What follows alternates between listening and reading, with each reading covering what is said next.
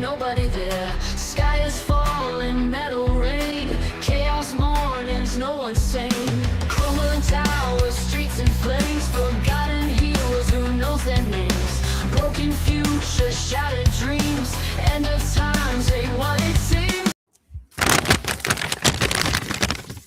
Hello friends, it's Sam Chaney reporting for Weaponized News. Today, July 22nd, 2026. Thank you for joining us on this Wednesday edition of Weaponized News. We have quite a bit to get to today. Open treason by Congress. That's the biggest story right now. Oh, we're bombing Iran. Should we just change the show to we're bombing Iran? You know what I mean? Every day we're bombing Iran.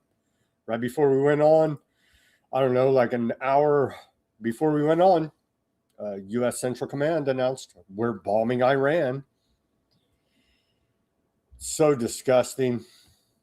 On what day are we on? Day 144 of the Iran war. U.S. soldiers came home dead in the coffins. We'll cover that tragedy. It's all unnecessary. We should not even be in this war. Trump needs to be impeached, man. But does it even make a difference with this Congress passing the Section 219 of the NDAA, essentially merging our military with Aardvark military? Pretty outrageous stuff, man. Pretty outrageous. I'm going to cover that a little bit, the ins and outs. It's just going to keep escalating with Iran. Iran now says, what their foreign minister says, eye for an eye. Eye for an eye. Amazing. Trump says open the gates of hell on Iran. He's threatening war crimes again. Targeting the civilian infrastructure.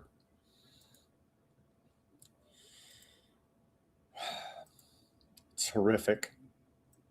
Truly horrific. We have a little bit of Epstein news, a bunch of economic news, some geopolitical news. We got Russian news.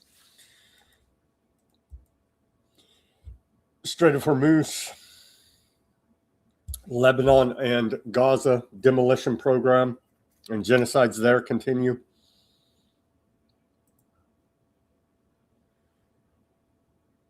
And sounds like satire or something made up.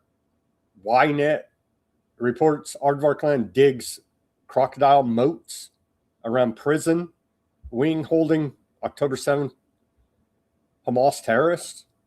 They're building a moat around the prison and putting crocodiles in it. All of that and much more on this Wednesday edition of Weaponized News. Thank you, everyone, for joining us. I see a few people coming online here now. Shout out there in the chat to Ruckus, Terry signing in from the Philippines. Good morning, Terry. And Mac on the YouTube. And shout out to Strong on the Rumble. Let's see, what does Strong say? Tesla missed. They missed their earnings by over 50%. Terrible miss. Tesla down over $20 right now. Fake X hit 114. Yeah. And what about that? They're doing Enron accounting fraud. I guess it's legal now, so just fraud's legal. We're in the golden age of fraud. Amazing, man. Amazing. Yeah, I did see that about SpaceX. That was actually in my news, Strong. The SpaceX closed at 115.26. Anyway, we'll get to all that in the economic section. let's get to on this day in history. Let's remember this week on our satanic dark occultist calendar, July 20th through the 26th, they're carrying out rituals leading up to the grand climax on July 27th. So all this week, they're carrying out abduction rituals, ceremonial preparation, and holding of sacrificial victims for the grand climax. Be aware that's going on this week. All right, on this day in history, we actually didn't have that many today, so we'll get right into the news here pretty quickly for you. On this day of July 22nd, we go back to the year 1306. 1306, King Philip the Fair, it's a fair guy, they named him the Fair, orders expulsion of aardvarks from France on this day, 1306. 1864, on this day we saw the Battle of Atlanta in the U.S. Civil War. Battle of Atlanta, General Sherman's Union side defeats Confederate troops under General Hood with 8,449 Confederate and 3,641 Union casualties. Tragically enough, on this day, the Battle of Atlanta, 1864. 1933, on this day in 1933, we saw Willie Post complete the first solo flight around the world. It took him 7 days and 19 hours. The very next year, on this day in 1934, FBI guns down John Dillinger. I know. It's upsetting for me too. Outside Chicago's Biograph Theater, public enemy number one at the time, John Dillinger, is mortally wounded by the feds, the FBI. What assholes, huh? Okay, continuing here in 1946 on this day, Meacham begins Zionist military group Irgun bombs the King David Hotel in Jerusalem, the UK administrative headquarters for Palestine, killing 91 people of various nationalities and injuring another 46. See, it's those damn Hamas, I'm telling you. On this day, 1960, Cuba nationalizes all U.S.-owned sugar factories. It's time to invade and take our sugar factories back, right? Sure it is. They're going to do it. What are they talking about? Malay,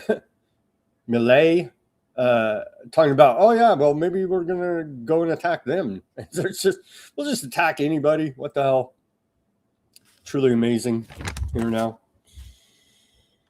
On this day in 1991, Jeffrey Dahmer confesses to killing 17 men in 1978.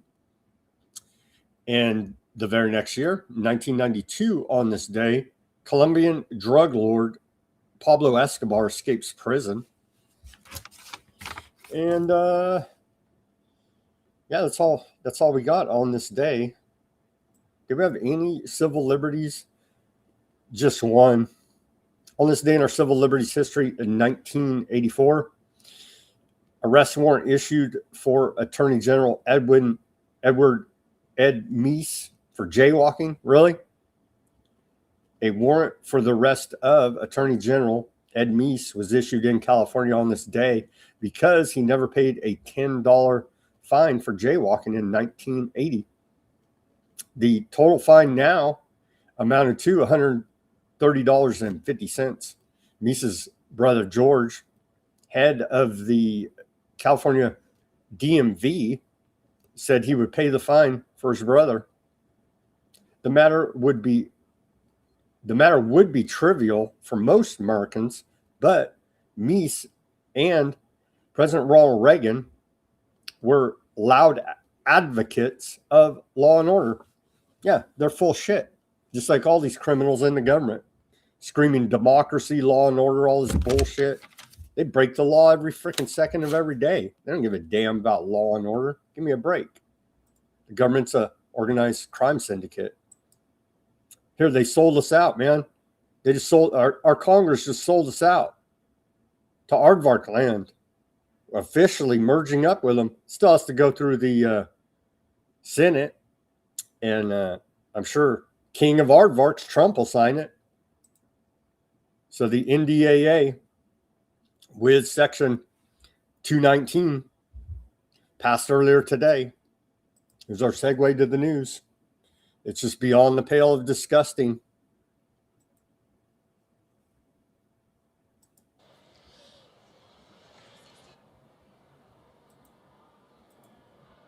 On this vote, the yeas are 216, the nays are 212. The bill is passed. Without objection, a motion to reconsider is laid on the table.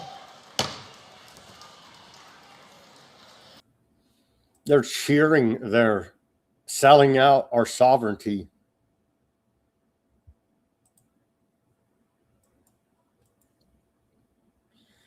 The House has passed the $1.1 trillion. That should piss us off as well. National Defense Authorization Act, in a vote of 216 traitors to 212, with 6 Democrats voting yes and 7 Republicans voting no. It includes Section 219, which integrates U.S. military intelligence and the defense industrial base with Aardvark land. So I'm glad that's why we have a country. You know what I mean? The bill makes U.S. military support for Aardvark land easier and more institutionalized. It creates a Pentagon official tasked with accelerating U.S. Aardvark land military technology cooperation. I don't know what could go wrong there, including joint R&D, testing, co-production, data sharing, and moving jointly developed technology into procurement separately. It extends through 2029, and existing authority allowing the U.S. to transfer weapons already stored in its war reserve stockpile in Aardvark land. The authority can permit transfers without Congress voting on each shipment, with Congress only receiving notification under the underlying law. Wow. Talk about selling this out, man. I guess we're all converted to Aardvarks now. The golden age. MTG says total betrayal. I can't argue with her. Total betrayal. The House of Representatives passed the NDAA. Yeah. Wowzers.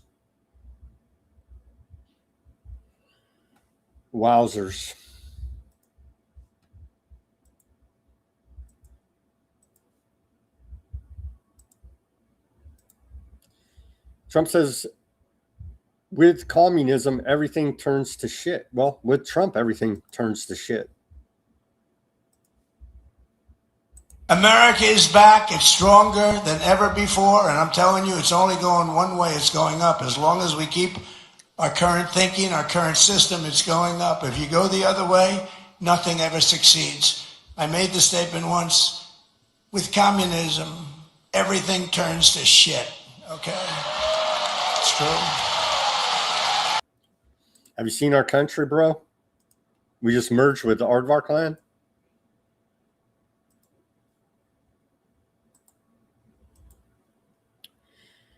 Here's Trump earlier today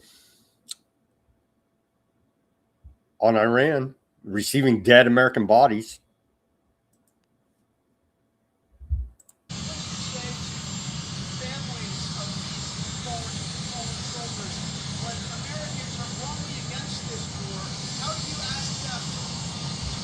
You can't. It's hard to hear that reporter. They're asking him about if Americans are against the war. Americans aren't against the war. A poll just came out.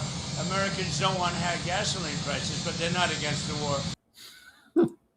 Americans are not against the war. We don't want high gasoline prices. What?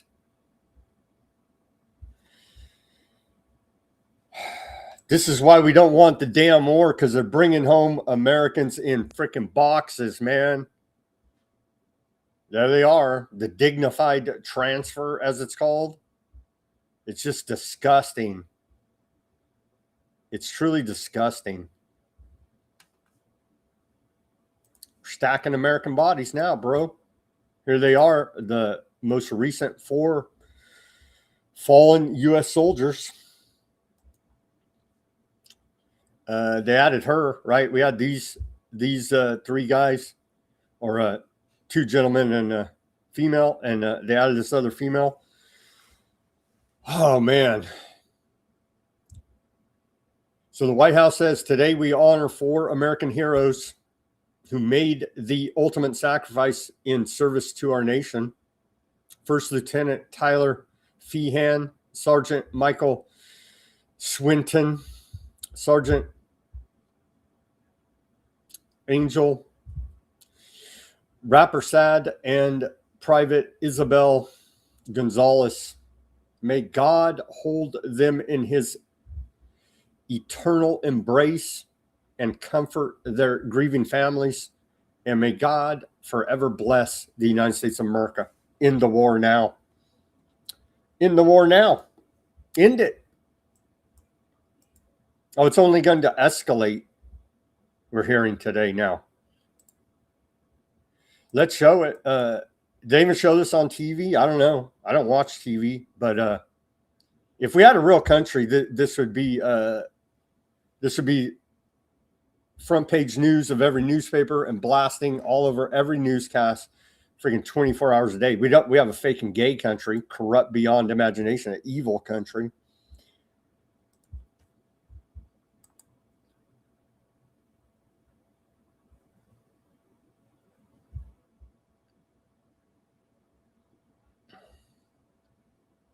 No audio on this. It's just real windy anyway. You know what I mean? So no audio there, but yeah, this is what we get. This is the wages of war. Dead Americans. Oh, it's going to get worse. It's going to get a lot worse.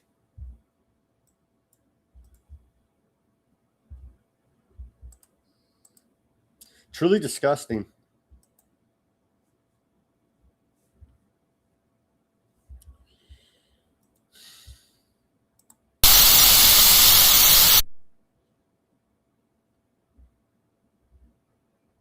Why do they call it dignified? What's dignified about dying in a legal foreign war of aggression for Aardvark land, essentially?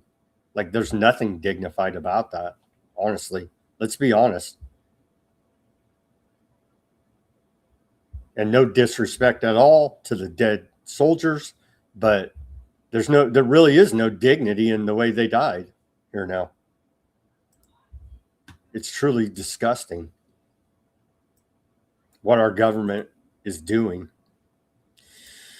Secretary of the Army,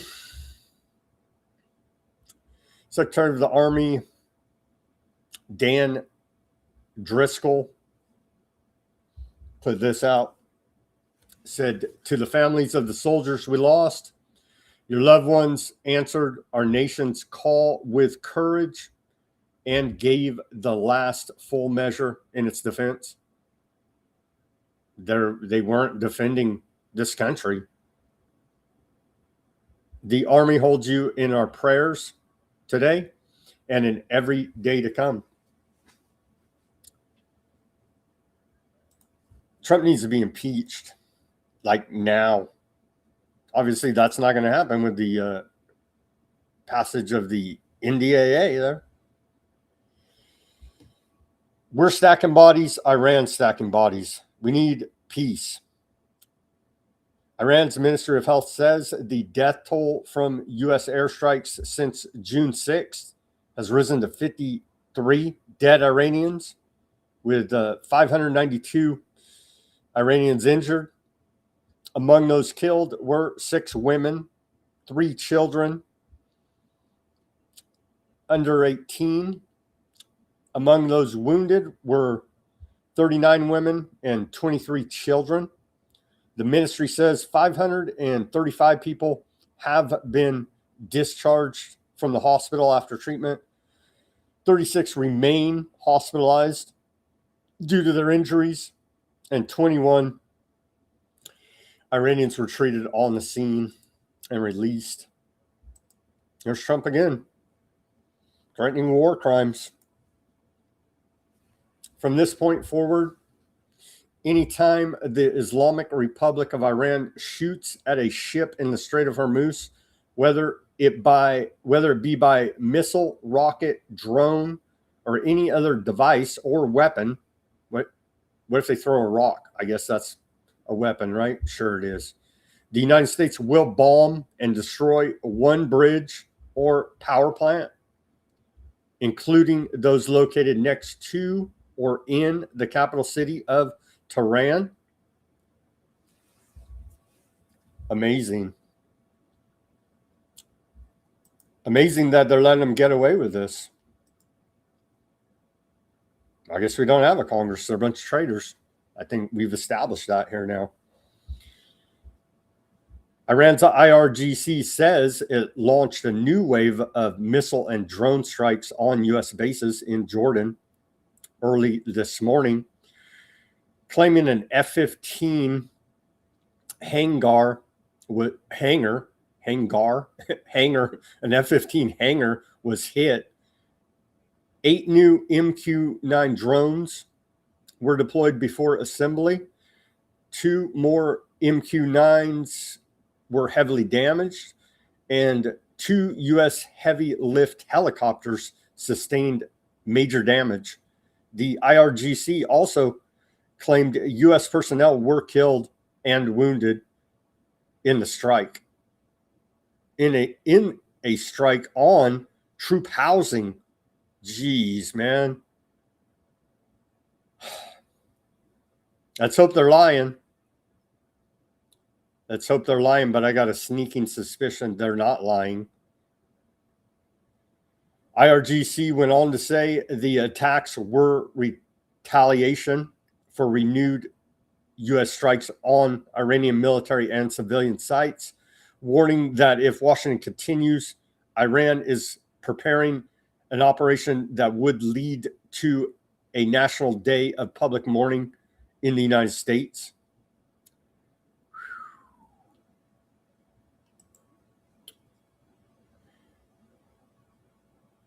Iran strikes CIA facilities in the Gulf.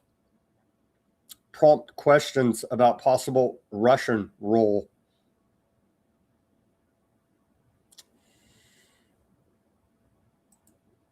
Aardvark Times. Can we believe them? I don't know.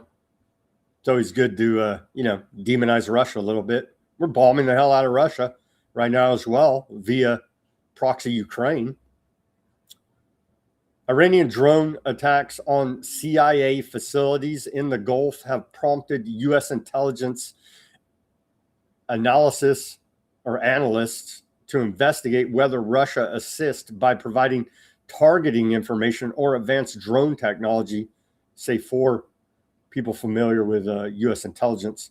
These people who spoke on the condition of anonymity to discuss national security matters say U.S.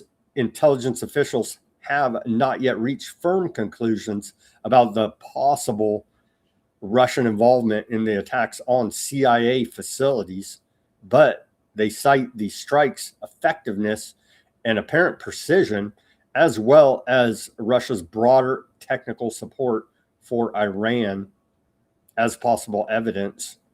Reuters and other media have reported, and U.S. officials have acknowledged, that Russia has provided targeting and other support for Iran in its strikes on U.S. targets in the Gulf region generally, but the intelligence community's investigation of possible Russian involvement in supporting the the CIA facility attacks has not been previously disclosed.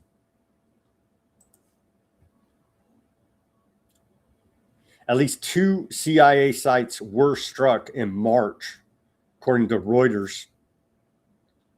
One of the facilities was the CIA station in Saudi Arabia, which is located in the U.S. Embassy in Riyadh. And a separate site was located in eastern Iraq. Some of the sources said additional CIA sites had been hit as well, but they did not list specifics. Wow. If that's true,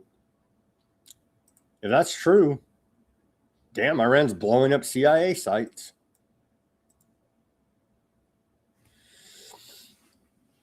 Khomeini advisor warns Iran has entered a new phase of deterrence. Ali Akbar, because that's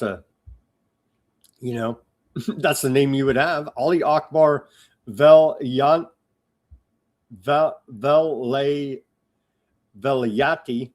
senior advisor on international affairs in the Supreme Leader's office, said Iran entered a new phase of deterrence and warned that Washington is miscalculating the cost of striking Iran.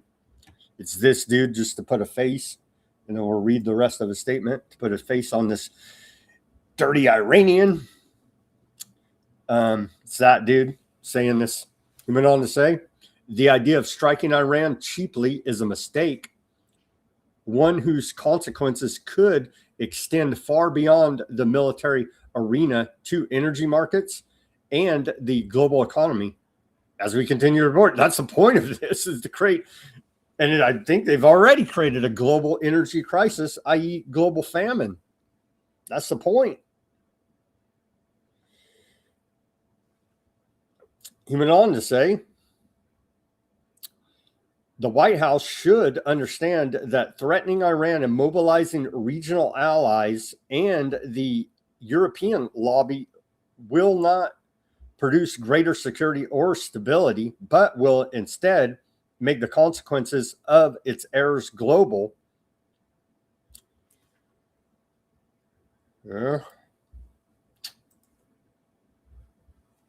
Iran's deputy foreign minister, Garhad Badi, this dude,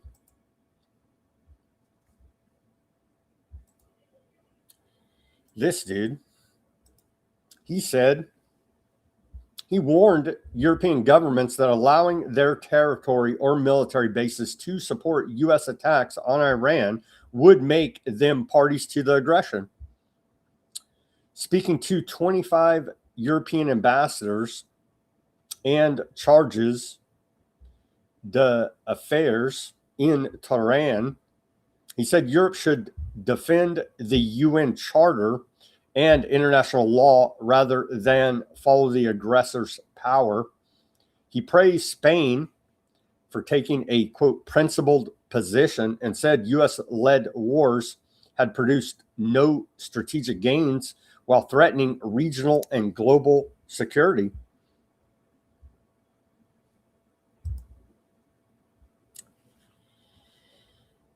Iranian Foreign Minister IRGC said, our defense doctrine is clear. Eye for an eye. In the land of the blind, the one-eyed man is king. Any aggression against Iran, including our infrastructure, will compel a powerful and decisive response.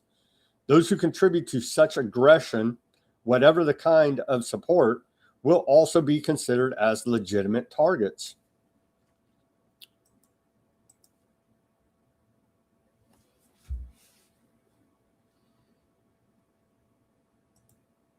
And there's some more statements, IRGC statements saying essentially the same thing.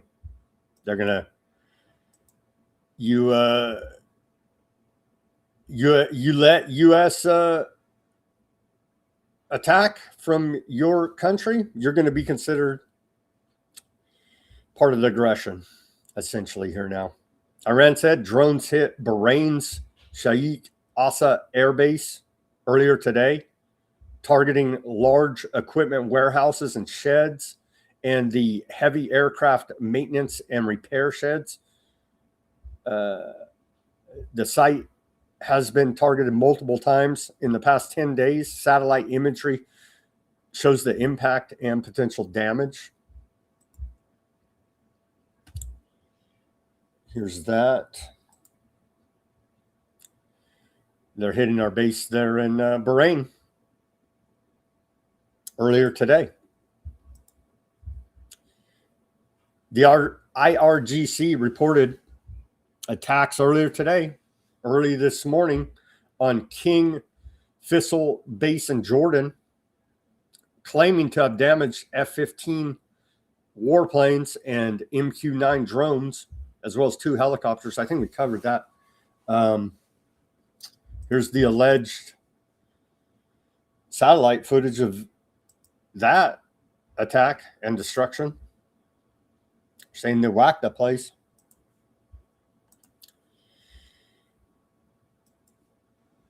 Not good.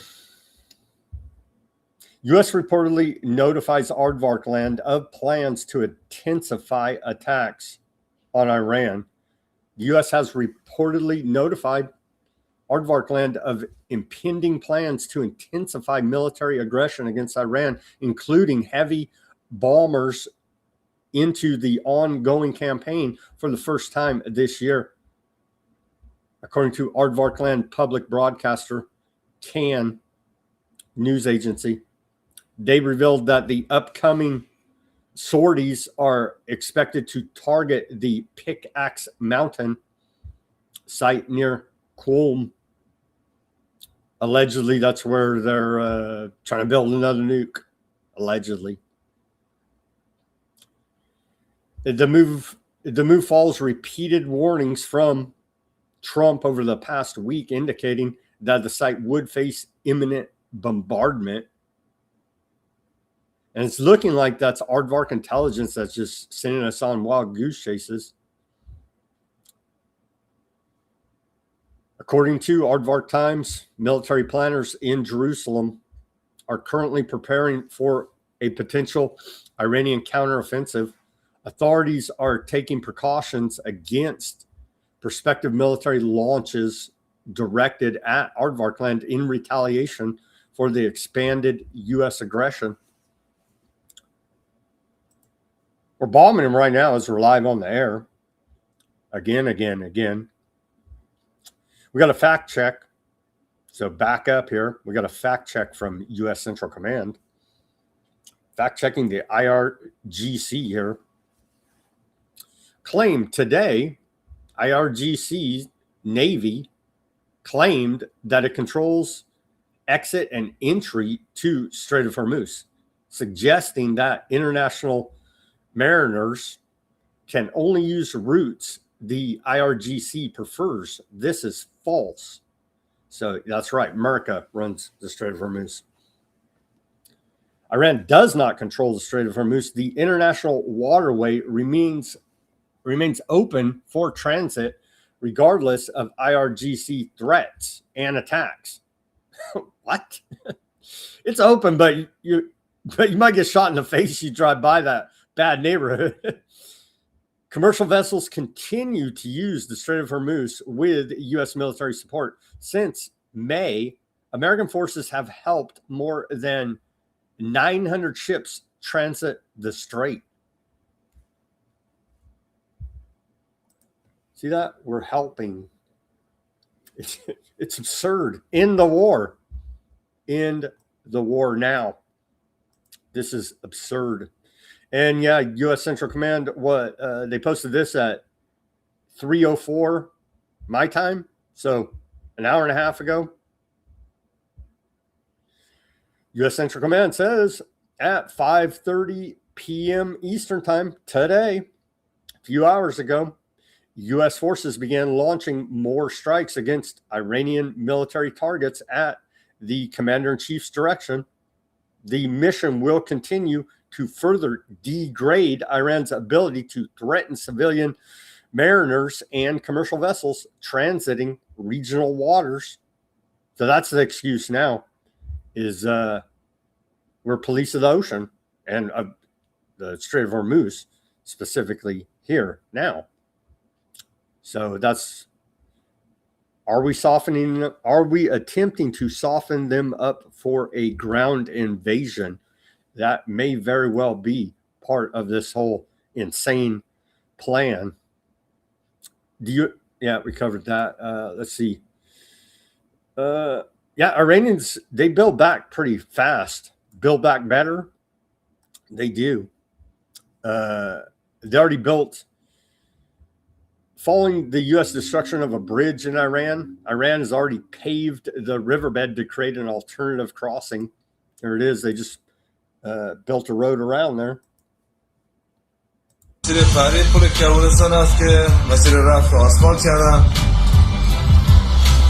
انشالله بمونه مسیر برگشت هم که به امید خدا تو فاصله فردا فکر کنم که اینجا باشه آسفالتش انجام بدم دوستان. So we blew up their bridge a couple days ago. They just put a road right there.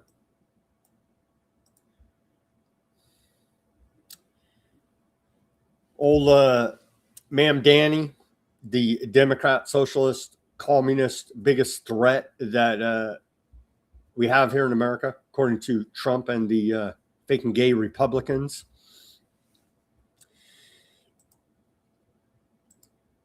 Put out this video calling our shadow president Millet a war criminal. Trigger warning here now. And there was calls all over your Zionist media to go ahead and arrest old Ma'am Danny. Not Netanyahu for being an internationally wanted war criminal, but Ma'am Danny. And Ma'am Danny said, Trump said, you're not arresting him, bud. You know what I mean? So he's not going to arrest him. But red meat for his base, for sure. And he does have a reach, but nothing's going to come of it. Benjamin Netanyahu is a war criminal, the architect of a horrific genocide against the Palestinian people. He is responsible for the killing of more than 73,000 people, for the maiming of tens of thousands of children, as those who survive undergo amputation without anesthesia, for the targeting of neonatal hospitals and maternity care centers, denying newborns even the chance to live, for the countless people he starved as he blocked food and humanitarian aid from reaching them, for the gunning down of hundreds of aid workers and journalists. And just last month, the UN confirmed that Palestinian children continue to be deliberately targeted and killed by Israeli armed forces, more than 8 months after the so-called ceasefire. The list goes on and on, all as we, as Americans, pay for the bombs that do the killing. There is a reason the International Criminal Court issued a warrant for his arrest. As human beings, we have spent generations building a shared understanding that there are crimes so grave they offend all of humanity. Anyone, with their eyes, with their heart, with their conscience, should recognize the devastation he has wrought and understand that he belongs before a court of law. As I've said, I agree with the ICC that Benjamin Netanyahu should be arrested and tried for his crimes, as I do for anyone else charged by the ICC. My administration has reviewed every avenue available under applicable law to determine whether New York City could execute the International Criminal Court's arrest warrant if Benjamin Netanyahu came here. It is clear that we do not have the independent legal authority to enforce this warrant. The federal government, however, does, and I call on them to join the ICC and execute this warrant. And I want to be equally clear. Benjamin Netanyahu is not welcome in New York City, nor is any other war criminal at large. While we cannot end the genocide on our own, we can decide whether our silence will become another weapon, and we can examine every tool we have to defend the humanity and dignity of all people. That is my commitment to you. Dirty Ma'am Danny, he's not wrong. He's not wrong. But if he was a real tough guy, he'd go arrest him yourself personally. You know what I mean? You're mayor of New York, bud. Go handle business. Of course, that's not going to happen.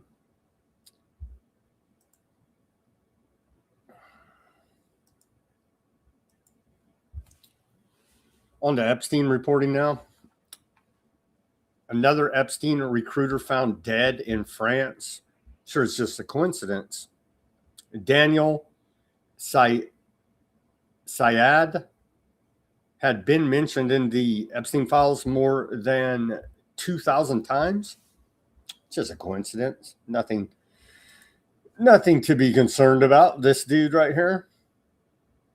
A Swedish French modeling scout who recruited women for Epstein and was tied to a German woman who disappeared 11 years ago has been found dead in France. Tying up loose ends? Anybody? Sure, it's just a coincidence. His cause of death in France is under investigation, according to AFP.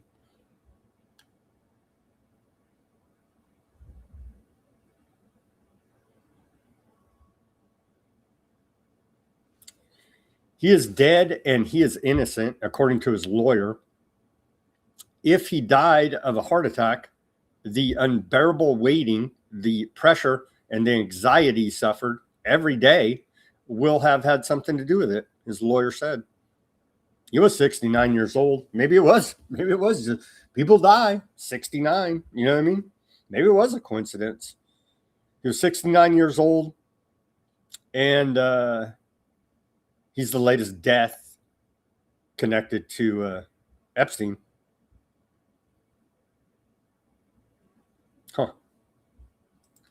So he won't be around to tell any tales, that's for sure.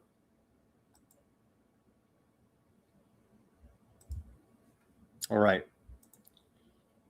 Malaysia's tycoon Syed Mokhtar urged to revoke appointment of port chairman linked to Epstein. Civil society groups have called on Malaysian billionaire tycoon Syed Mokhtar to revoke the appointment of Sultan Ahmed bin Sulaiman as executive chairman of logistics giant MMC Port Holdings due to alleged ties to late Epstein. Remember this dude? He was talking about he wants to get a bionic penis. He's talking about torturing victims in the Epstein emails. Yeah, probably keep this guy off your board. That would be a wise decision. Bill Gates' personal emails weren't part of Epstein review.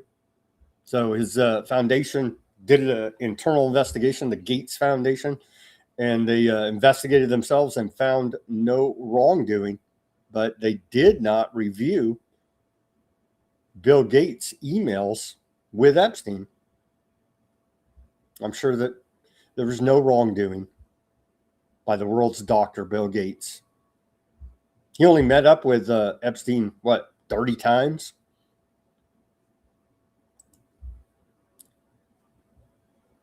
Sure, there's nothing to see there whatsoever. And yeah, the DOJ's continuing to cover up the Epstein files. The biggest cover up in American history. Ongoing. Let's hope that they don't confirm old Todd Blanche, Trump's personal attorney, to be attorney general.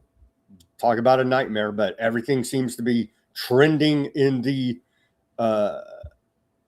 direction of tyranny here now and corruption, insane levels. So don't be surprised if Todd Blanche is confirmed, even as he's actively covering up the Epstein files. It would not surprise me. I'm sure it wouldn't surprise our audience out there either. The level of corruption is just otherworldly at this point. U.S. Secret Service official said threat level environment is the highest we've ever seen it. CNBC reports here now. A senior U.S. Secret Service official said the, quote, threat environment for the agency's protectees, who include Trump, is the highest we've ever seen. There have been about 10,000 cases involving threats to government officials, including Supreme Court justices, so far in 2026. I wonder why people are so upset. We're in the golden age, bro.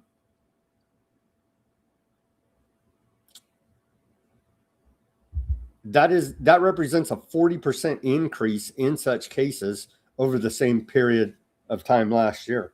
Well, the government's naked in their corruption. Don't threaten these people. I'm telling you, don't threaten them. They want you to threaten them so they can throw the book at you or just come murder you. So don't do that. Don't threaten these government people. The briefing came ahead of Friday's rescheduled annual dinner. They're going to do this stupid thing again for the White House Correspondents Association at the Waldorf Astoria in Washington. Trump is set to attend. They're going to do another. I don't see how they possibly could. Who knows? Do another K-Fab, right? WWE style. Maybe.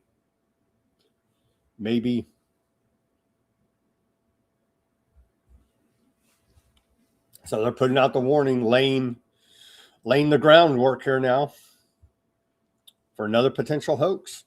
Let's hope not. And let's definitely hope it's not real. Trump needs to be lawfully removed from office by the Congress per the Constitution.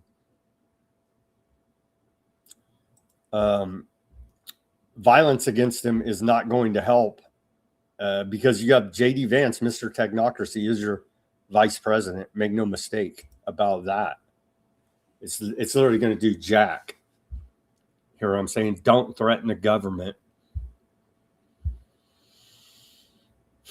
The U.S. House of Representatives has passed a bill to restrict stock trading by members of Congress. It prohibits members of Congress, their spouses, and dependent children from purchasing new individual stocks and requires waiting periods and public notices prior to selling. But Trump is above the law. I don't see how he's going to get away with this, especially if once Democrats take back over.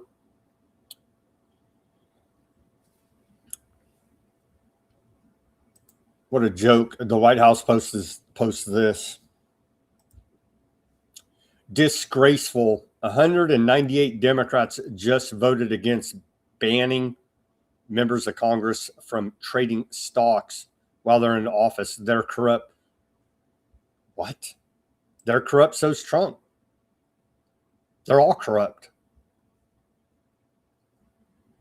It's the, what is it, the kettle calling the pot black, the pot calling the kettle black. Yeah, they're all corrupt.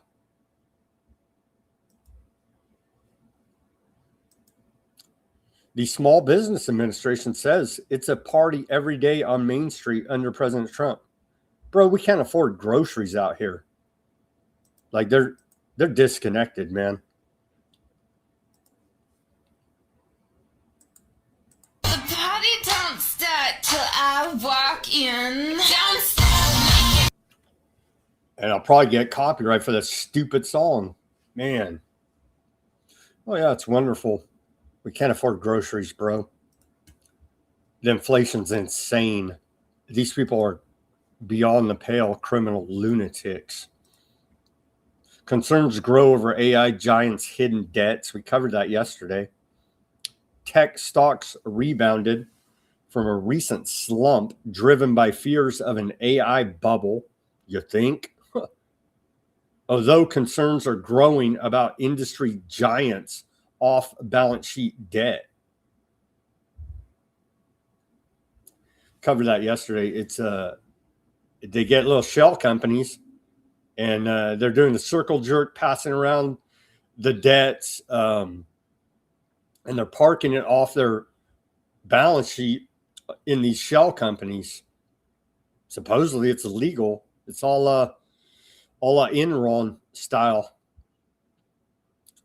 Shares in chip makers, Samsung and TSMC in particular, saw big gains from comparative lows as investors bet that semiconductor demand would continue. Tech-heavy benchmarks in South Korea, Taiwan, and China all rose. According to Nikkei financial statements from Alphabet, Amazon, Meta, Microsoft, and Oracle revealed hidden debt of $1.65 trillion, up eightfold in 4 years as they race to build data centers, all based on fraud. Though the firms expect future earnings to exceed those debts. Sure you do. The market has begun to show concern, you think? Morgan Stanley and Moody's both highlighted this as a major concern. You think?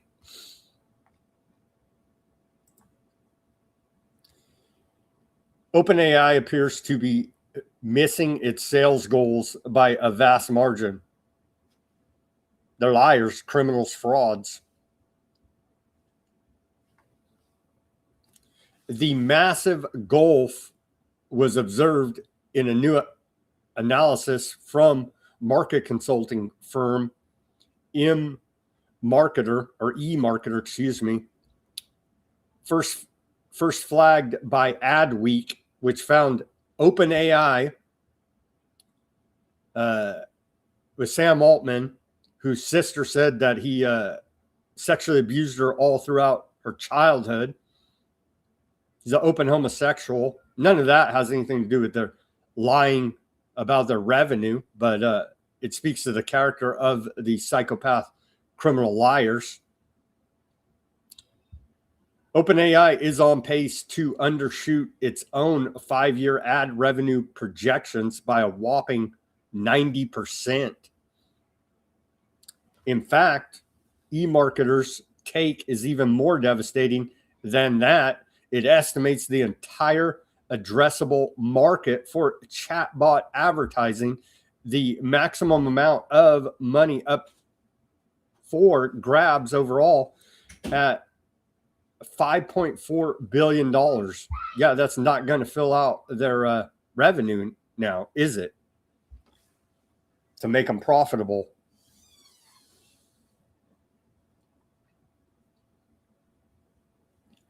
The figure isn't just bad news for OpenAI, but for every tech giant, all of which are jockeying for a piece of the AI pie.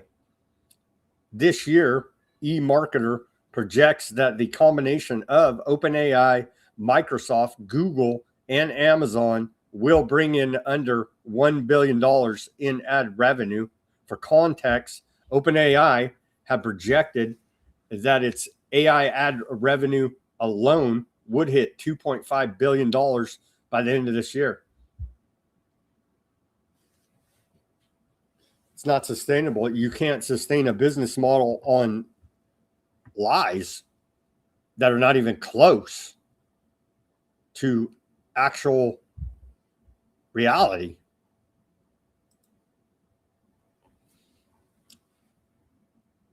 Out of the California Post here now, there's a spinoff from the the New York Post. They say, shocking, 105 million Americans are not working more than during the bad times or the Great Recession. Everything's wonderful. It's a golden age. Trump said so earlier today. And there you go.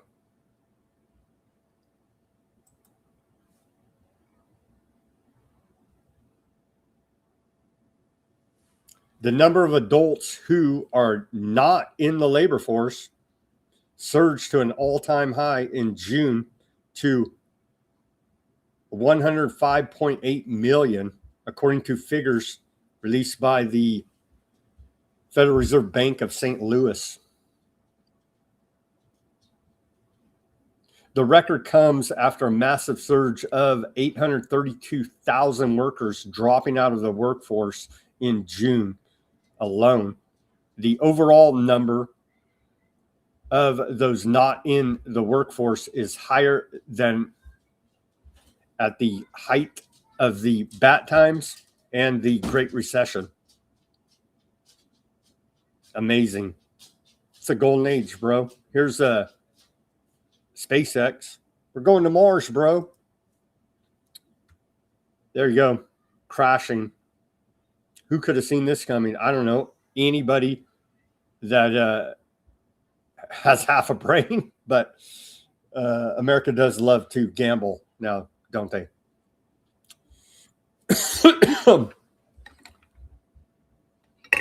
So the stolen Venezuelan president, Nicolas Maduro, had a court appearance today.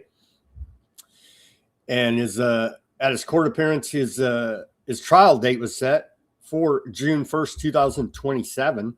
So, yeah, awesome. The U.S. has collected about $13 billion of Venezuela's oil money. Where is it? Financial Times headline. They say Washington has given diverging accounts of where the earthquake-shattered country's funds are going. The Trump administration has collected more than $13 billion in revenues from Venezuela oil sales this year, according to Financial Times calculations, but has said almost nothing about what has happened to the money. The U.S. took control of Venezuela's oil exports and suspended some sanctions after kidnapping, I would say, President Nicolas Maduro in January and installing Vice President Delcy Rodriguez as leader. Oil reserves make up around a quarter of Venezuela's GDP, and the sanctions relief was expected to provide a major boost to the economy, which was in crisis even before last month's devastating earthquakes. Yeah, because America weaponized the dollar against them. So, yeah, they're in bad shape.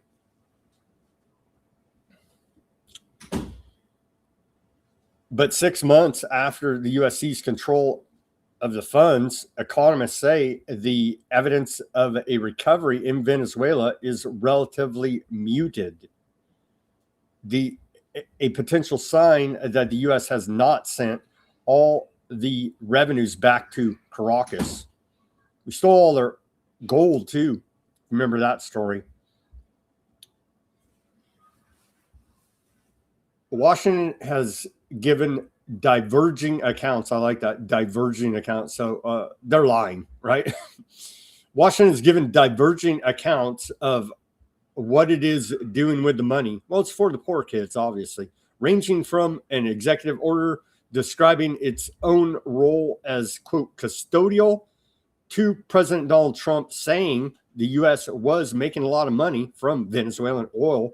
U.S. lawmakers from both parties are starting to pressure the Trump administration to explain where all the money's gone and what it is doing to prevent corruption around its allocation. They're laughing about it, is what they're doing. They're laughing about stealing all of Venezuela's money, oil, gold. Hell, we stole the president.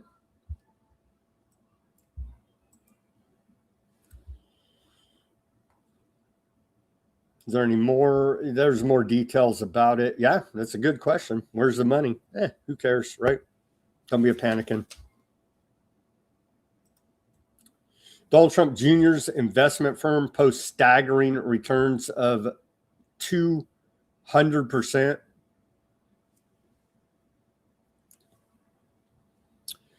Failing New York Times reports here, the fledgling firm run by the president's oldest son and his partner, Ahmed Malik, has made investments in AI and defense technology that have tripled in value in just months. Well, he's just a genius investor. No, he's getting inside information, and they're front-running government contracts and government announcements, his father's announcements, and government policies they know are set to be implemented. It's a racketeering. They're insane criminals.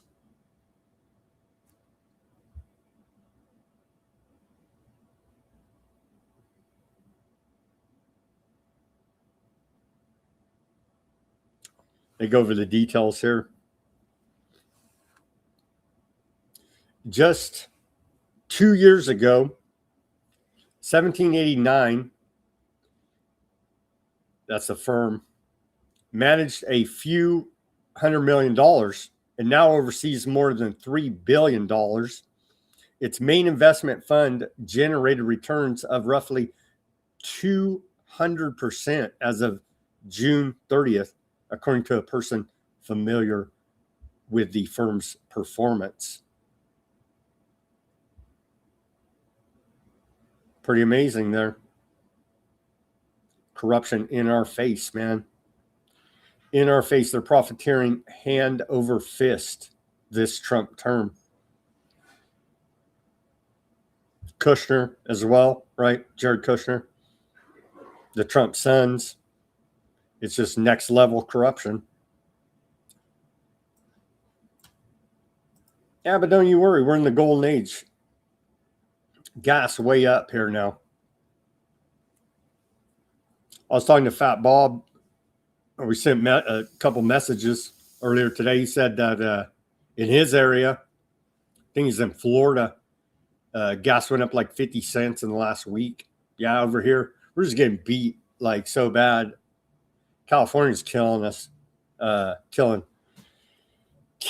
the affordability crisis, as it's called. It's called Rockefeller oil oligarchs are price gouging on top of state taxes and regulation. California price for a gallon of gasoline, according to AAA, is $5.55. But the national average now is well above $4. $4.06 today, up 4 cents from yesterday.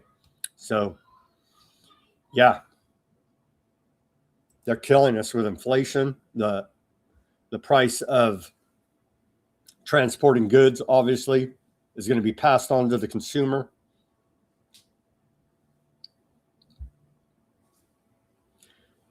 Trump's golden age economy is literally bankrupting everyone who's not an elite insider, part of the crime syndicate.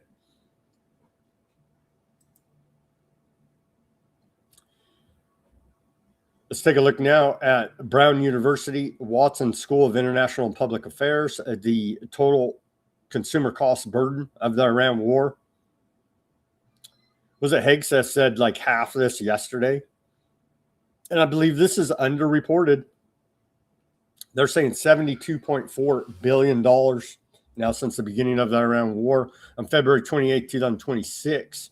And you can see the per household cost burden spread across both gasoline and diesel is now up to $552.77. Wowzers, man. All right, let's take the live commercial break. We're at the top of the hour here. Give me the like, share, subscribe, push that notification button, please. We covered a whole lot of news in that first hour. Give me the like, share, subscribe. You know the routine out there. Thank you, everybody, for tuning in on this Wednesday edition of Weaponized News. Go to weaponizednews.com/shop. Get a holograph sticker over there.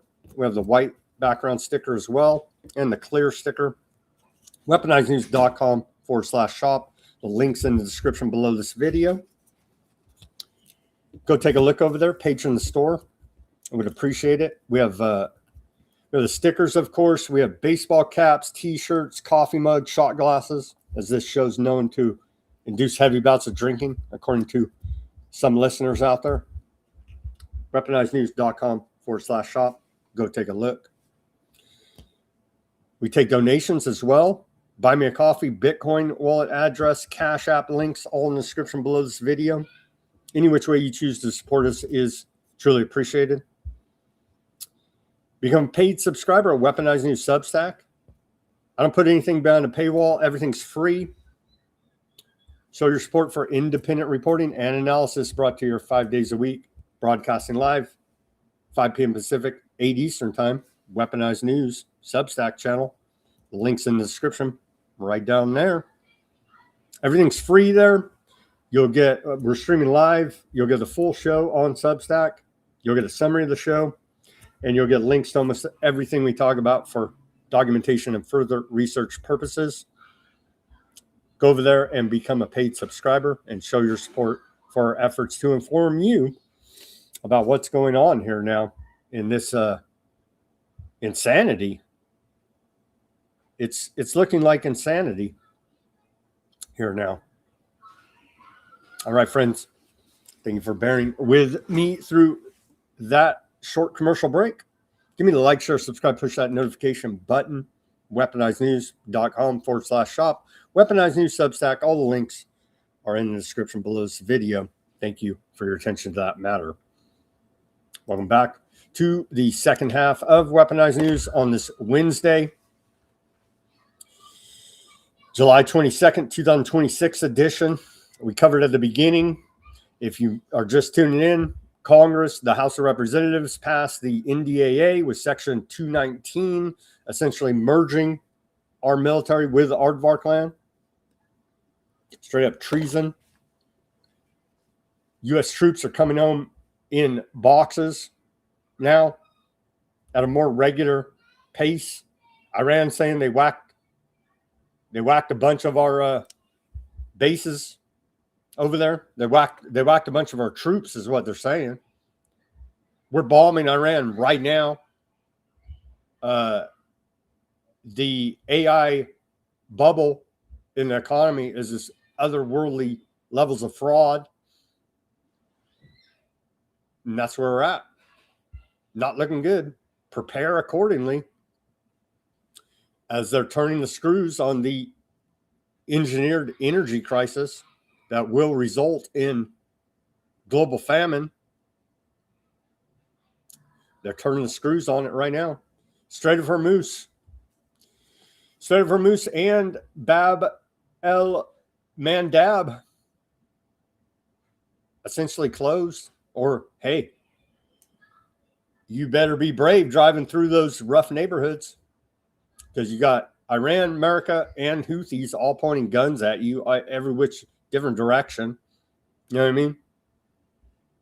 According to Kepler, shipping through the Strait of Hormuz fell sharply yesterday, July 21st, with just 9 verified vessels crossing, down 31% from the previous day, Monday. Traffic in Bab el-Mandeb into the Red Sea dropped 34% to just 29 crossings from roughly 44 the previous comparable day. 4 Saudi ships near the Gulf of Aden turned around following Nasrallah's threats against Saudi-linked shipping. Wowzers, man. It just gets worse every freaking day here now. Let's take a look again. We'll put it on the map so as to illustrate what we're talking about here. These 2 choke points there for 20 to 25% of global trade, especially petroleum, and all the fertilizer, petroleum, the two big ones, and all these other different inputs that we've talked about. Here you go. So both sides now essentially shut down. Here you can see Yemen standing there with guns pointed due to a war with Saudi Arabia. And then over here, you got Iran with guns pointed and America with guns pointed. Yeah, have fun driving through the Strait of Hormuz there. So it's essentially shut down or very limited shipping, let's just say. Very limited shipping going through there now. Yemen closes the other gate. Yeah. They closed the other gate, as you can see right there. Shut. Shut. Shut.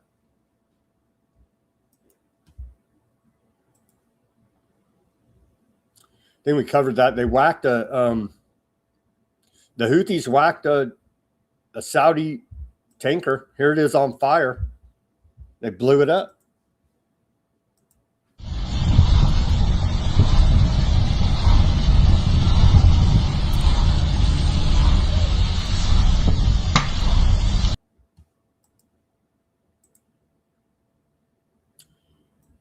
Things are escalating there between the Houthis and in Yemen and Saudi Arabia.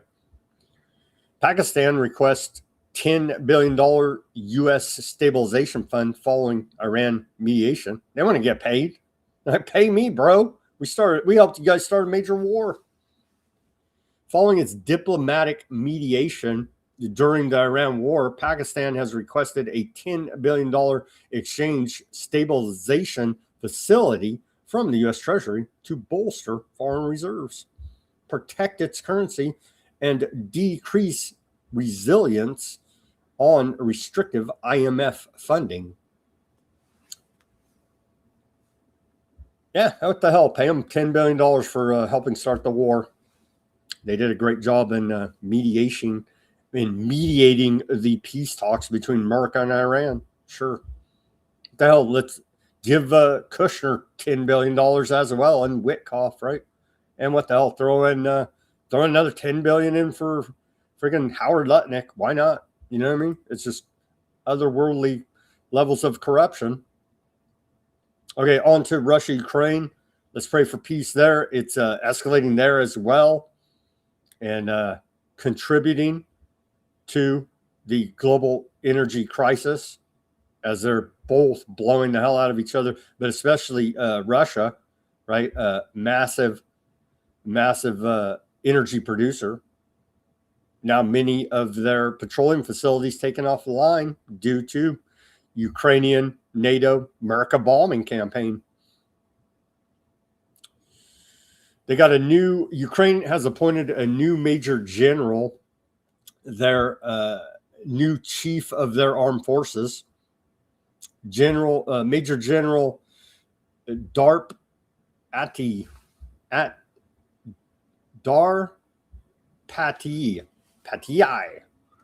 know I'm screwing up his Ukrainian name, but here he is. So that's a new top commander there of the armed forces, commander-in-chief of the armed forces. And we talked about Syrsky got fired yesterday. Signal shift toward army reforms. They say here's the class report. Oh man. Deaths in Ukraine now outnumber births by more than 4-1, with the worst ratios in frontline regions such as the Donetsk and the Kherson. Ukraine's demographic decline deepened in the first half of this year. Only 73,292 babies were born, 16% fewer than the same time frame last year, and nearly half the pre-war level. Well, 259,843 deaths were recorded, a 4% increase, and the first rise in 5 years, according to Open Data Bot. So yeah, it's going well. It's going well. They're implementing the global depopulation agenda. Ukraine is burning down the Russian Amazon. It's not only they hit, we covered it yesterday, but they're hitting more of these wildberry warehouses. Ukrainian long-range drones have hit 4 major wildberry warehouses. That's Russia's biggest online marketplace, often called the Russian Amazon, in this last week. Kiev frames the sites as logistics chains supplying sanctioned components for Russian drone production. Moscow and Wildberries call them ordinary commercial facilities with civilian workers. Around 8 killed and dozens injured across the first wave alone, plus more casualties in the southern strikes. Kim, the CEO, called it a terrible night and announced payouts to families of the dead. Sellers on the platform are panicking about inventory losses, especially since Wildberries updated its terms in earlier this month, to treat drone strikes as force majeure, excluding liability for lost products. Jeez. It's on you. It's on you if Ukraine blows up your products there in their Wildberry warehouse. And they go through the 4 different sites here. Yeah. Analysts say losses could reach hundreds of billions of rubles. Not good, man. Not good. Here's a video of one of the most recent attacks here. The quite striking video of Ukraine attacking Wildberries there in Russia, the Russian Amazon.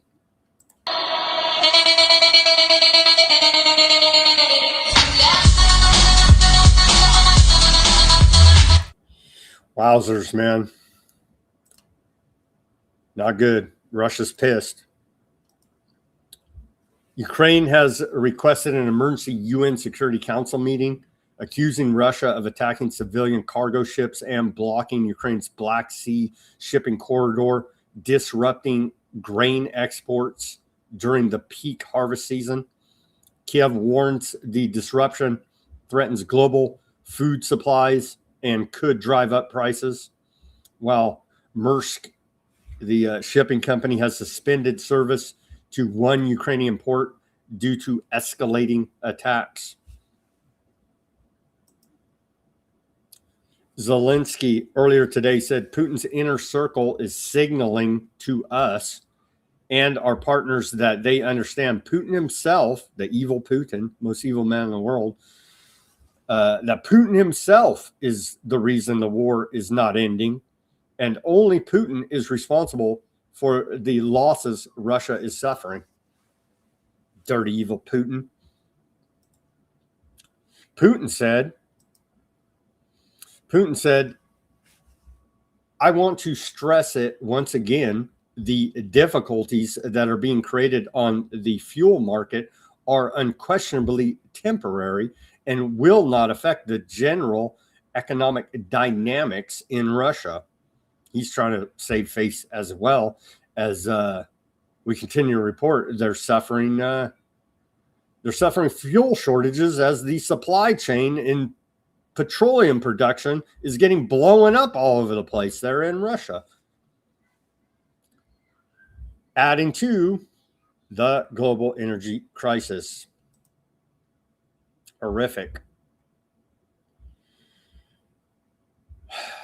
Let's pray for peace there in Russia. There's other genocides going on besides Gaza and Lebanon. At least 21 civilians were killed and 30 injured yesterday when a drone believed to belong to UAE-backed genocidal rapid support forces struck a water hub in the Tina locality of northern Darfur, according to the Sudan Tribune. And so that's ongoing there, in large part backed by UAE blood money, genociding all over Sudan and northern Darfur, tragically enough there. But nobody seems to notice or care because it's Africa, obviously. U.S. considers military action in Mali.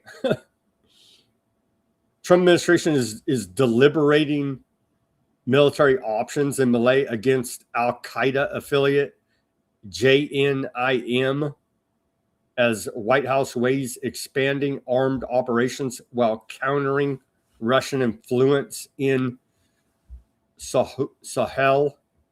So that's exciting. We'll start another war. The president of peace, Trump.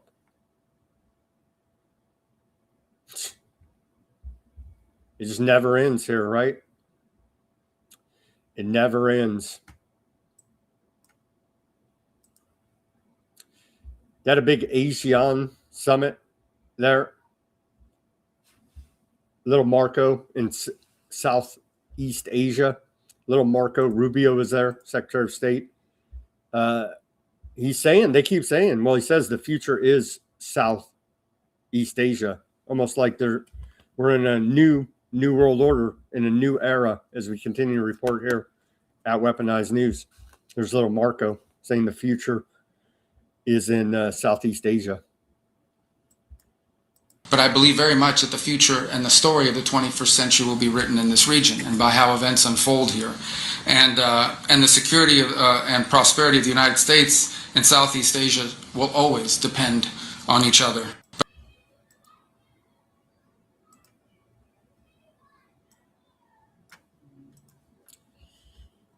Trump posted this earlier today.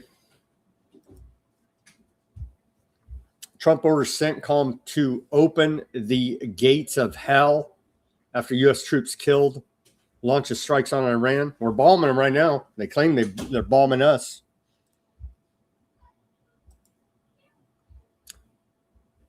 I don't know why UK is getting scared. UK is temporarily withdrawn embassy staff from Iran due to escalating regional security risks after President Trump threatened to bomb Iranian infrastructure if Iran attacks ships in the Strait of Hormuz. The embassy will continue operating remotely. I don't even know what that means. How do you operate remotely an embassy? And the UK warned its citizens that consular assistance is severely limited and further travel disruptions are likely. I'd say, yeah, if you're UK or US, get the hell out of there, man. I would say get the hell out of there. They put out, State Department put out that warning for US travelers yesterday. Red alert, red alert. I guess they backed off a little bit good there in Lebanon, or we had a little bit less reporting, I guess, but they're still doing demolition campaigns, bombing the hell out of the place. Not stacking as many bodies, thankfully. But earlier today here, Aardvark land occupation forces carrying out controlled demolition campaigns in southern Lebanon, as per usual, as per every day. During the alleged ceasefire. More images of Aardvark land artillery shelling targets in southern Lebanon, the town of Hawla. Aardvark land occupation forces have also carried out a bombing campaign in the town. That was good of them as well. You can see right here, leveling the joint. Yep. Literal scorched earth, right? Quite literally scorched earth policy. Systematically going about the controlled demolition of southern Lebanon. Lebanese Prime Minister Nawfal Salman, accompanied by the Lebanese Defense Minister Min Assa, arrived in southern Lebanese village of Zatwar al-Garbaya on his first visit since the Aardvarkland withdrawal as part of the so-called, quote, pilot zone plan outlined in the unconstitutional Lebanon Aardvarkland framework agreement. During the visit, Salman planted a Lebanese flag in the ground as a symbolic assertion of sovereignty over the area. And the IDF laughed in his face and shot at him. No, I made that part up. They weren't that crazy, but I'm sure they did laugh. There's that symbolic gesture.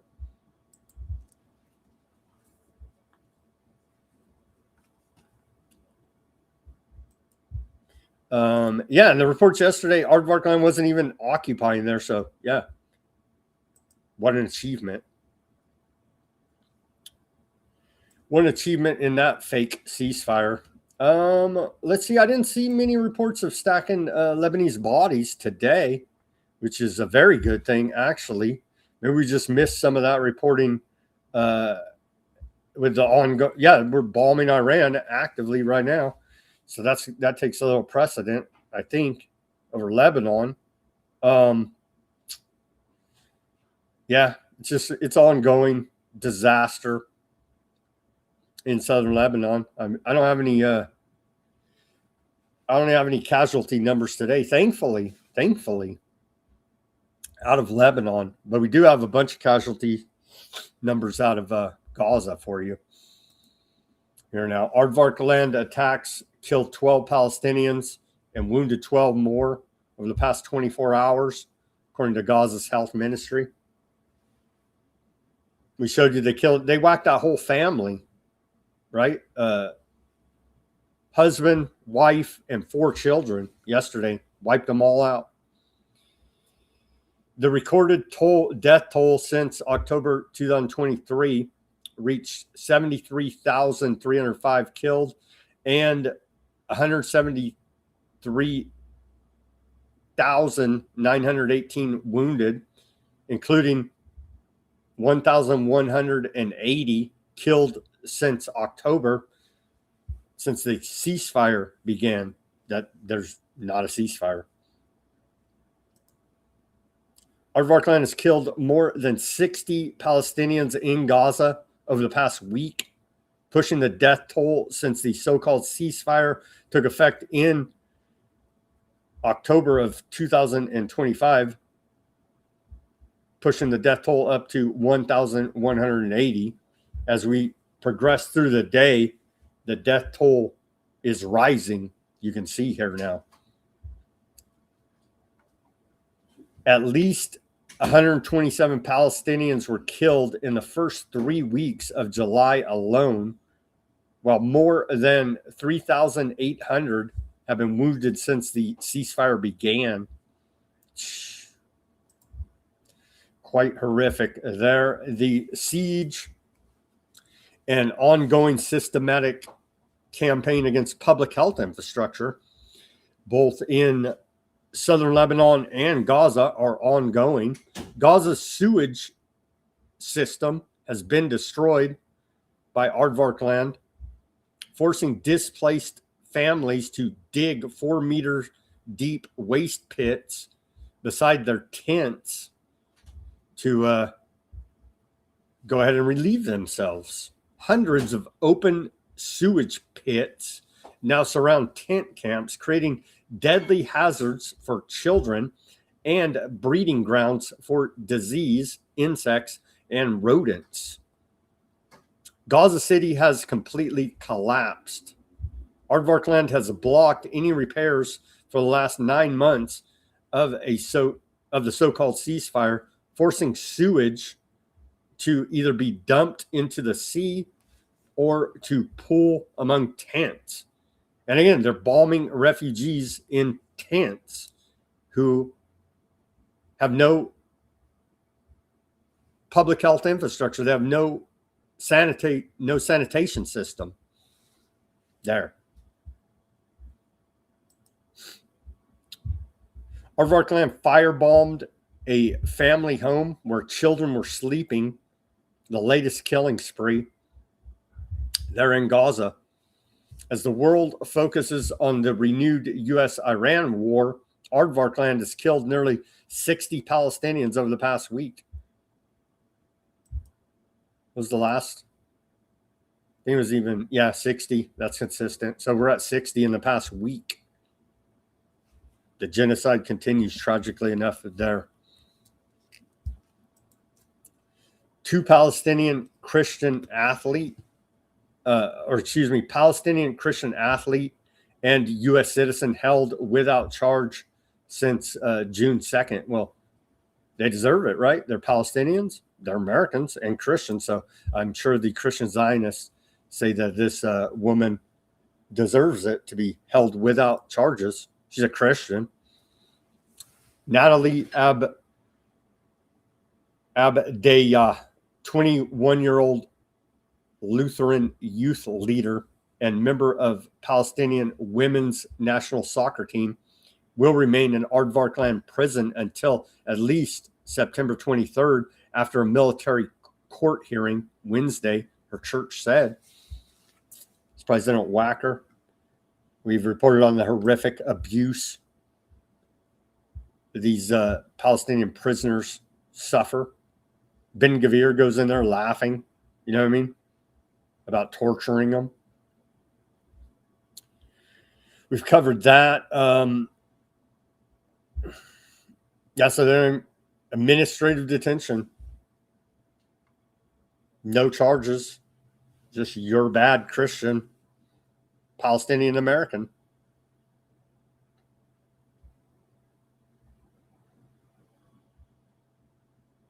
Amazing. Another picture of her there. Who knows what kind of torture they're doing to her. Hopefully none, but God only knows.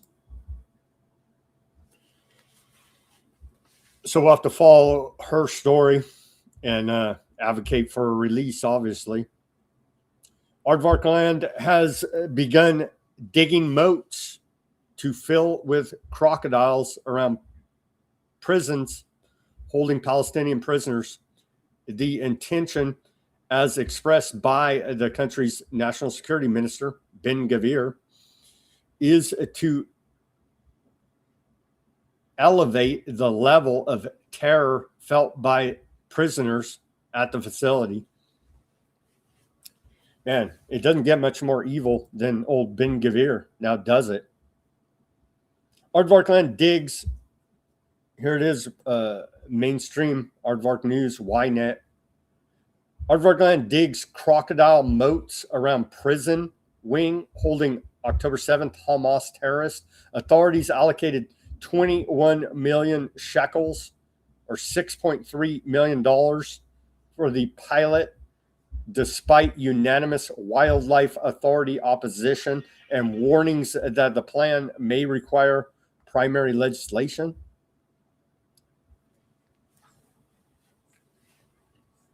Excavation work began earlier today on moats intended to hold crocodiles around a high security wing of Ket Zayat prison in southern Aardvarkland, despite legal questions and strong objections from environmental and wildlife professionals. Ket Zayat prison is located within the Ramat Zegev Region Council, which sent an inspector to examine the work. The council official said the trench was being dug inside the prison around one of the special wings and would extend for about 170 meters.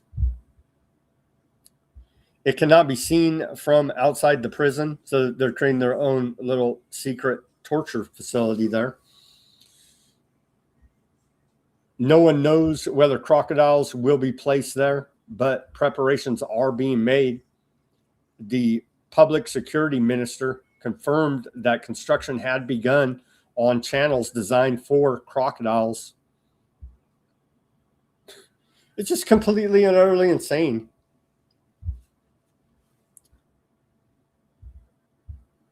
And I go through here more detailing about it, but yeah, it wouldn't surprise me if they literally throw the prisoners in the moat there with crocodiles and just have them eat them. Seriously, they're that sadistic and vicious and evil. And the provocation of the Muslims at the Al-Aqsa Mosque continues. Palestinians warn of dangerous escalation as Aardvark Land Temple Mount organizations mobilize for largest Al-Aqsa Mosque raid to date. Extremist ultra-Zionist settler Temple Mount groups have intensified mobilization efforts for what they are calling the largest planned incursion into the Al-Aqsa Mosque compound on Thursday, tomorrow, right? On Thursday, July 23rd, while escalating their demands to be allowed to enter the site at the conclusion of the so-called, quote, sovereignty march tonight. It's going down right now. The Palestinian Ministry of Endorsements and Religious Affairs condemned the provocative calls by the so-called temple organizations to mobilize the largest possible storming of the Al-Aqsa Mosque tomorrow, coinciding, with Tish the Aardvark commemoration of the destruction of the first and second temples in Jerusalem. In a statement, the ministry stressed that these intensified calls and plans aimed at bringing more than 5,000 ultra-Zionist settlers into the mosque compound and imposing nighttime incursions constitute a dangerous escalation and a blatant attempt to alter the historical and legal status quo at Al-Aqsa Mosque.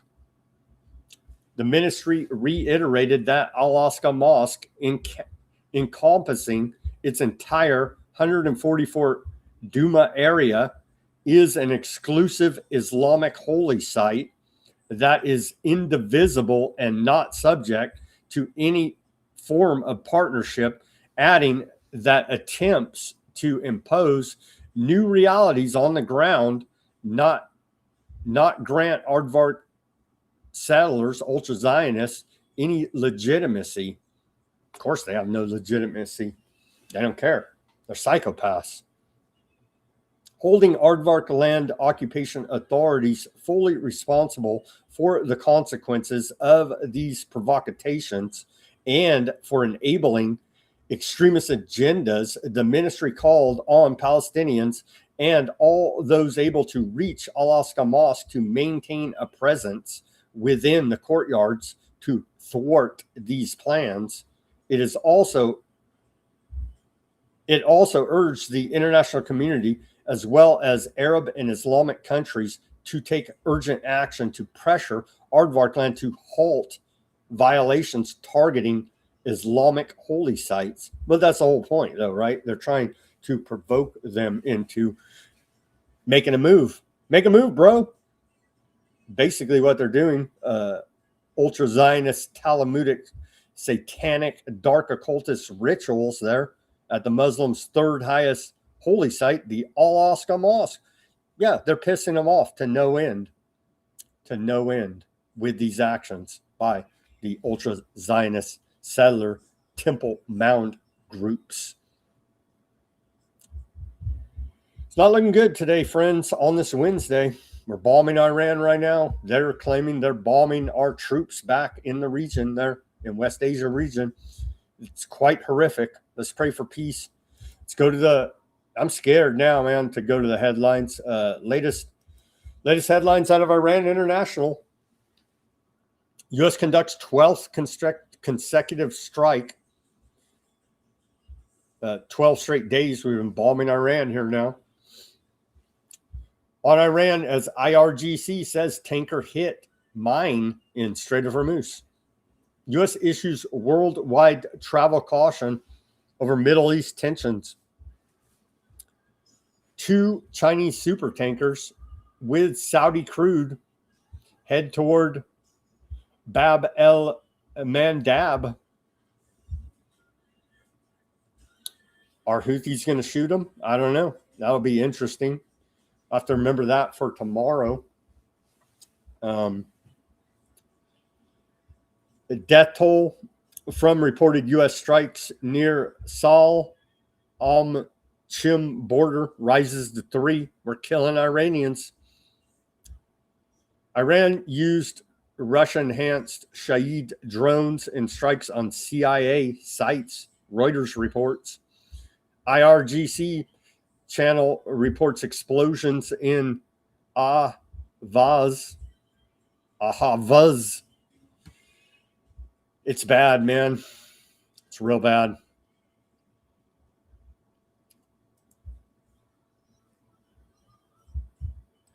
Let's quickly here. I remembered, but I didn't do the search. For Iranian parliament, right? We wanted to take a look at that. We were talking about that yesterday. Some listeners were talking about that yesterday. I believe it was Huffman. Huffman was talking about that. Oh yeah, it's a giant pyramid.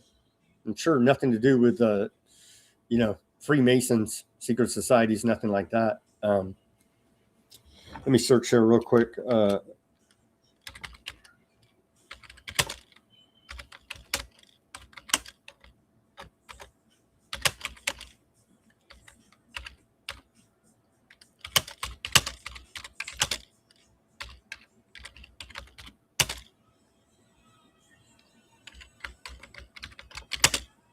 Let's see here.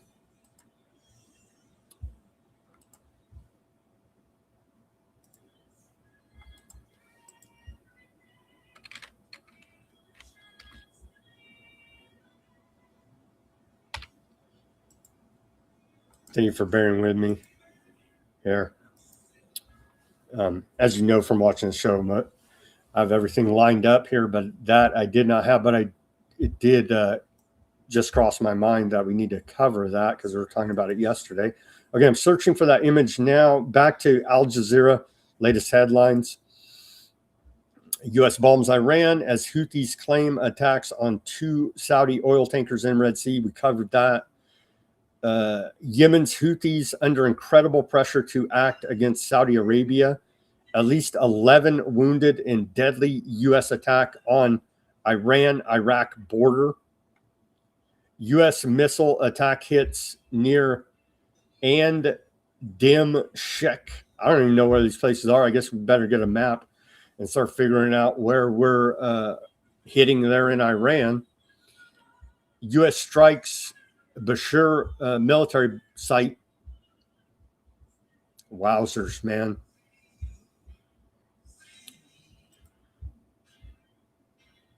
Yeah, here it is. Let's see if we can get not good angles here. Let's see if I can get a good angle of it.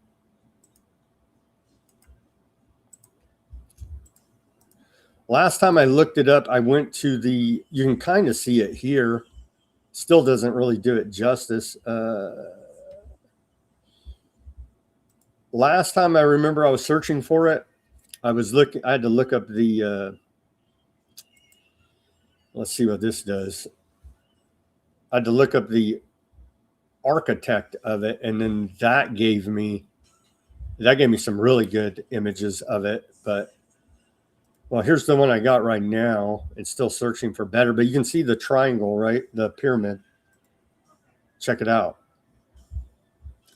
Check it out right there. Parliament of Iran building. It's kind of hard to see at that angle. There's better images. I should have searched for it. Apologies. Here's a pretty good look at it. You can see right there. It's a triangle, but there's better images inside. Apologies for not having that up. But I will do some more searching and show you some good images from inside. Let me just search here quickly. Oh, here it is. Here's inside, interior architecture. You can see right there. Oh, everything's fine. What? And there's even more. There's other images too. Like I said, I went through the architects. I went through the architects last time I searched. Obviously not live on the air with you guys here now, but I did find some very good images. So we'll take a look at that tomorrow and find some better images. But yeah, it is a pyramid essentially. There, the Iranian parliamentary building. I'm sure they're not all working together at the highest levels through secret societies to, I don't know, depopulate the world. Just saying. It's kind of the thing, right? It's the great work, as we're told. All right, friends, thank you for joining me on this Wednesday edition of Weaponized News. That's all I got. Let's pray for peace as things are escalating intensely now with Iran. Not good. And Russia, Ukraine, not good. Quite horrific. And U.S. troops are coming home in body bags, man, in caskets. It's a freaking disaster. It's a straight up disaster. We need to end the war now. Stop it. End the war now. And all signs and reports are saying it's only going to escalate. All right, over to the Odysee channel now. Over to the Odysee channel. Shout out to John. Oh no, it's Gillespie. We haven't seen you for a while. Oh no.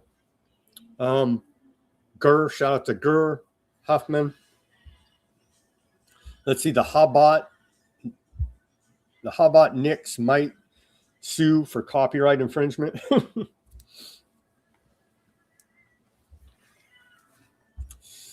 Let's see, shout out to Fat Bob.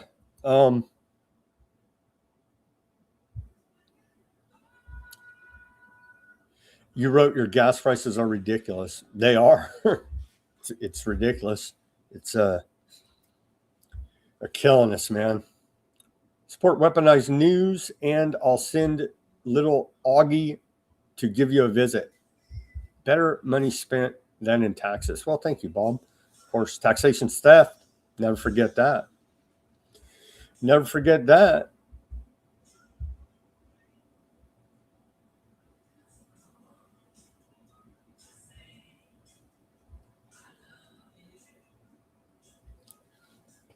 Here's some hope for the future from Fat Bob. He says people will be rounded up into 15-minute cities, hook or crook. Understand Iran war is now endless diversion away from the Epstein and Agent Rothschild. Fox News is definitely the MK Ultra level of control.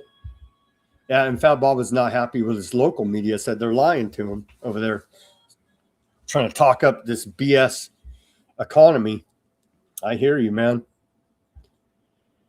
I hear you. Fat Bob says, I asked Gronk about how Agenda 2030 was going. It said some things have changed, but are essentially delayed. Yeah, it feels like they're kind of behind schedule there.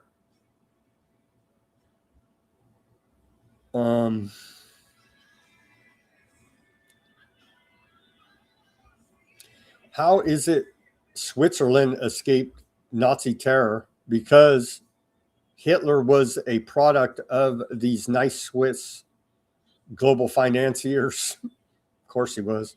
Those who comprise the Committee of 300, according to John Coleman in the early 2000s. Yep, I have that book. We played excerpts of his of him lecturing about it on the show. Yep. I agree with you 100% there, Fat Bob. Can I buy a crocodile? Oh, man. You brought your old friend Dalton to mind. I am drawing a blank on the first name now. He was a real ball of fire in the chat.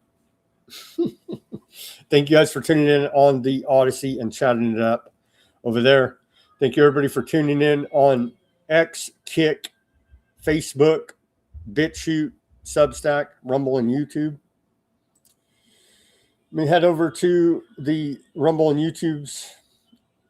Shout out to MH, to Warlock. Iran is shooting at housing areas, and Trump is a war criminal. Let's see. Iran even said don't attack again, and they literally blew it up. Yeah. You believe the IRGC's rhetoric? Are you dumb? They said they bombed our aircraft carrier. Nobody believes this propaganda anymore, guys. You're wasting time. Hope you're getting paid to soy out. Old Snow in the comments there.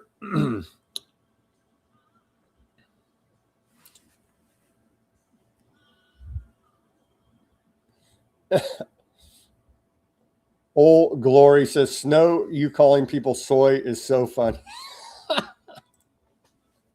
Good job there, Snow. Thank you for that. Thank you for keeping it light in this heavy time of war. There's literally no difference between any of these politicians. They're all puppets that serve an ancient Babylonian death cult. Yep. Smarten up, or you're probably not going to survive the next year. Wow. Can't argue there. Trump stopped the tens of billions going to Ukraine. That's a list job of continuing Biden's war. Obama did with Russia against Ukraine when they took Crimea. Huh?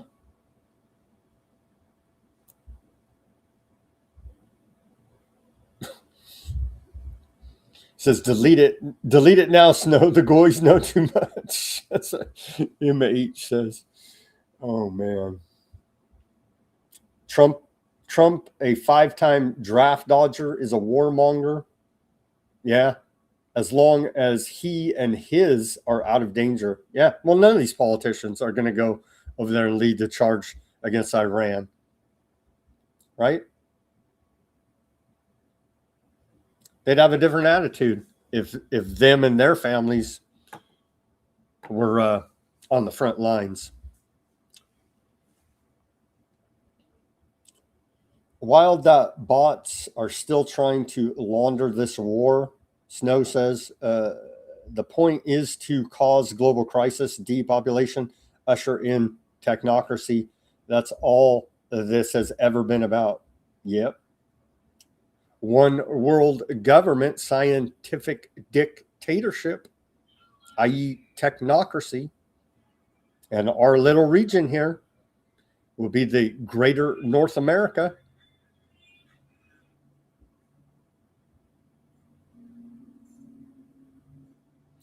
Snow says Babylonian Talmudic cultists who worship an evil Sumerian storm god. Actually, oh, the good guys. Yeah, they're the good guys. We're told. Snow says it's not about left or right. That's always been a psyop. We're all working class. Yeah, we're all Joe Blows here. We all have the same interest. That shit is just there to divide people. Always has been. Yeah. Third way is the literal playbook of the masters of usury. MH said there. Some good comments. Very good comments. Thank you guys for the good comments. Divided States of America, indeed.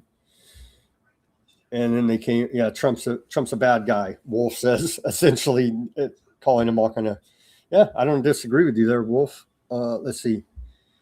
He's a PDF Nazi. MAGA is a fascist death cult. ICE is the new Gestapo. Miller is the new Joseph Goebbels. And RFK Jr. is the new Mengele. I don't know if I would take it that far, but about old Bobby Kennedy Jr. He's not a mad scientist doing the experiments, is he? Maybe he is. I don't know. Maybe he is. Yeah, I don't know about that. We can't be saying that, Wolf. Sorry, they take it. They get all offended. Don't threaten this. Don't threaten the government.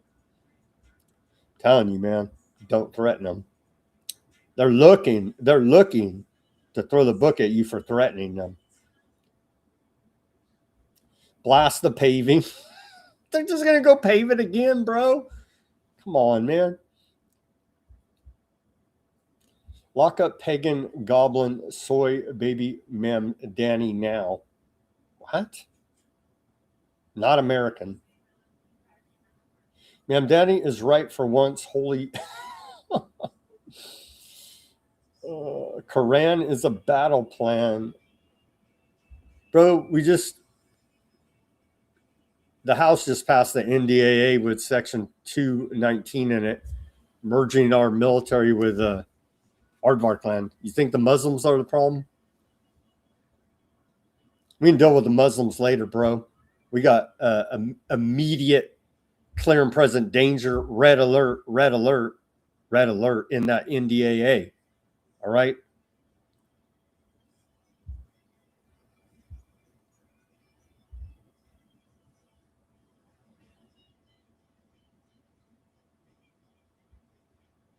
Shout out to Pamela on the Rumble. Yeah, New York police commissioner's a big Zionist. They're not gonna do jack to arrest Bibi or any of the rest of the war criminals. Technically, Bat Time was a bigger psyop. Yeah.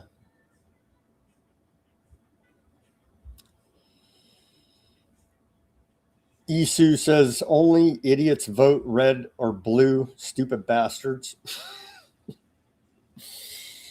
Oh man. Thank you guys for chatting it up here. Let's see, Clifton. Shout out to Denver on the Rumble. Shout out to Zio.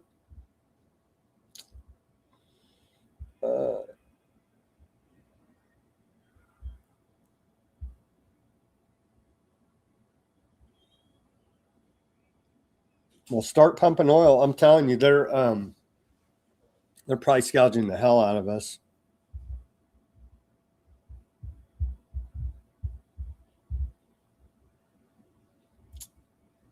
Let's see, Daniel, was Section 219 the one where our militaries are joined? It was.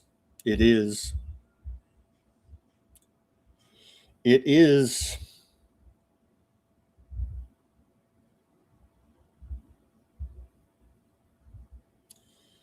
Matthew says Russia has lost many soldiers. Yeah, I reported last week combined 2 million. That's between Ukraine and Russia. Russia's lost a lot, man. So is Ukraine. It's horrific. It needs to stop. Excellent streaming. Great channel, JP says. Well, thank you for tuning in. Max says 219 swamp gators, 219 crocodiles. Yep. Shout out to Golden Tulip over there on the Rumble.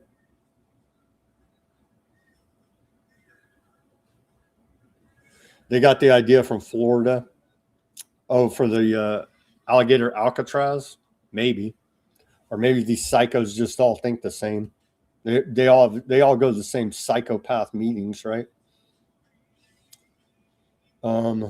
Christ said, "Fear not, have faith. He's with you. Just got to believe and be protected from above."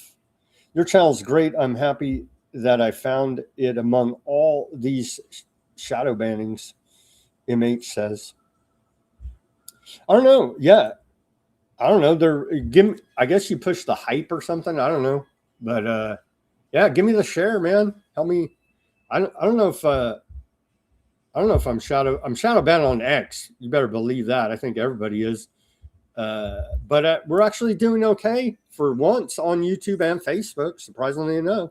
Trying to, toe the line of community guidelines as to not be banned and not to be kicked off. You know what I'm saying? So thanks for tuning in, though, guys. We're trying to grow here and bring you some important information on a daily basis here now, and in this escalating world of a crisis here now. So hopefully some of this news and information is valuable to you, and you can help use it to make more informed decisions in your life, and be aware that it's pretty damn dangerous right now.